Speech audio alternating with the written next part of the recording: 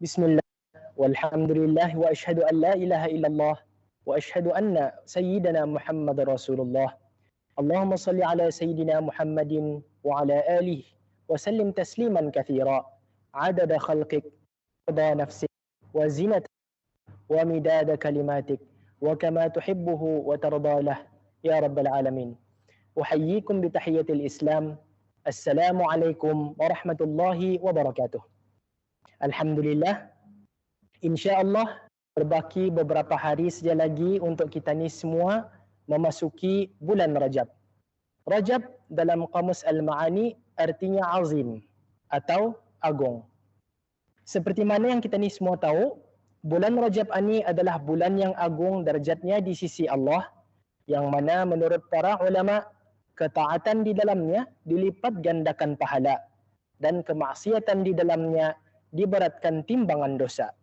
Bulan yang mana ia dimuliakan sudah dari zaman sebelum datangnya Islam lagi, hatta dari zaman Sayyidina Ibrahim alaihi salam. Allah Subhanahu wa taala berfirman dalam surah At-Taubah ayat 36. A'udzu billahi minasy syaithanir rajim. Inna 'iddatasy syuhuri 'indallahi 12 syahran fi kitabillah يوم خلق السماوات والأرض منها أربعة حرم ذلك الدين القيم فلا تظلموا فيهن أنفسكم.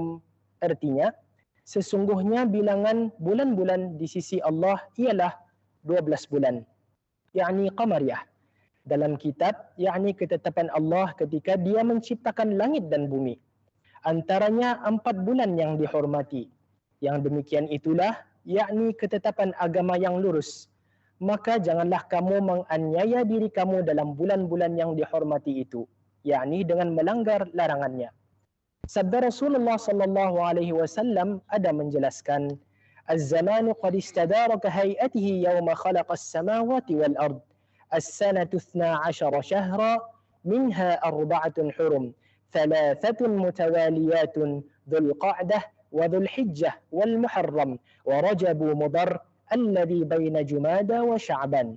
Artinya, zaman berputar seperti hari Allah menciptakan langit dan bumi. 1 tahun itu terdiri dari 12 bulan, di antaranya 4 bulan haram. 3 bulan berurutan, Dzulqa'dah, Dzulhijjah dan Muharram. Adapun Rajab yang juga merupakan bulannya kaum Mudar, berada di antara Jumadil Akhir dan Sya'ban. Hadis riwayat Bukhari dan Muslim. Haram yang disebutkan tadi dalam hadis tadi membawakan erti yang dimuliakan. Di dalam hadis tadi Nabi SAW ada menyebutkan tentang Rajab ini bulannya kaum Mudar. Kenapa Nabi sebut kaum Mudar? Kerana kaum Mudar inilah satu kaum yang benar-benar memuliakan bulan Rajab ini.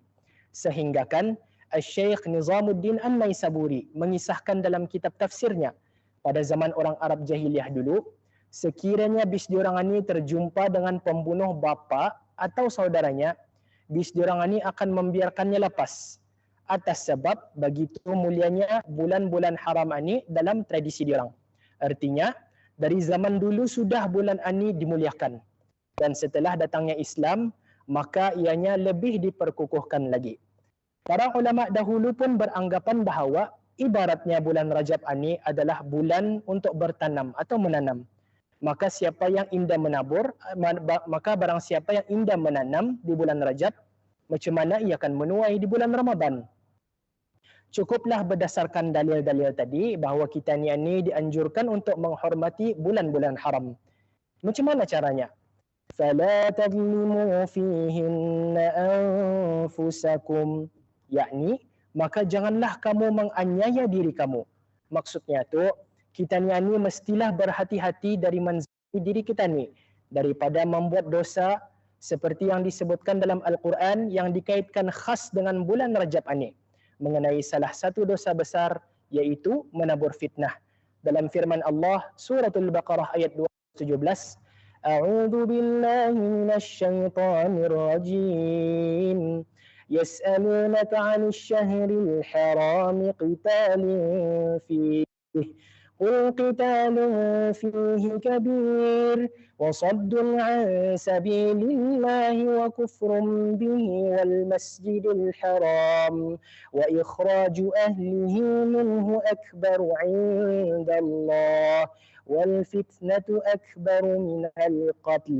Artinya, mereka bertanya kepadamu, yakni wahai Nabi Muhammad, mengenai yakni hukum berperang di dalam bulan yang dihormati. Katakanlah, berperang dalam bulan itu adalah dosa besar, tetapi menghalangi yakni orang daripada jalan Allah, ingkar kepadanya, yakni menyekat orang masuk ke Masjidil Haram dan mengusir penduduknya, yakni Nabi dan orang-orang mukmin dari situ, yakni Makkah, adalah lebih besar dosanya di sisi Allah, dan angkara fitnah itu lebih besar, yakni dosanya daripada pembunuhan. Dan cara lain lagi untuk kita ni menghormati bulan haram ini adalah dengan mempersiapkan dan mendisiplinkan diri kita ni sedari awal ini lagi untuk memasuki bulan Ramadan nanti. Ibaratnya, sebelum kita ni kan exercise beriadah, perlu ada pemanasan dulu supaya indah kekejutan. Sama juga dengan Ramadan nanti.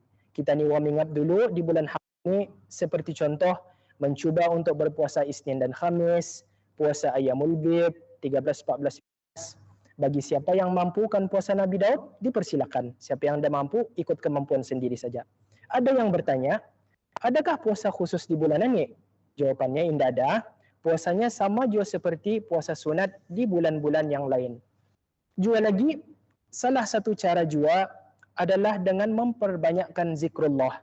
Kalau di negara kita ni, alhamdulillah, dalam bulan ini menurut kebiasaannya sudah banyak yang mula mengadakan majlis keagamaan seperti contoh halaqah Quran, majlis tahlil, yang mana di dalamnya kita ni boleh berkumpul dengan ahli keluarga dan merapatkan silaturahim, menghormati dan berlemah lembut dalam melayan ahli keluarga dan sanak saudara. Atau boleh juga dikirakan sebagai satu amalan untuk memuliakan bulan ini. Wallahu a'la wa a'lam bis-shawab.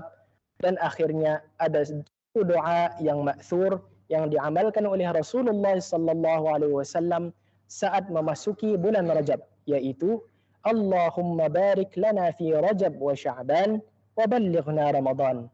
Ya Allah, berkahilah kami pada bulan Rajab dan bulan Sya'ban dan pertemukanlah dengan bulan Ramadan. Semoga Allah mempertemukan kita semua di dalam bulan Ramadan Al-Mubarak nanti. Amin ya Rabbal Alamin. Sekian tazkirah dari perambah kaula saya pada malam ini. Wassalamualaikum warahmatullahi wabarakatuh.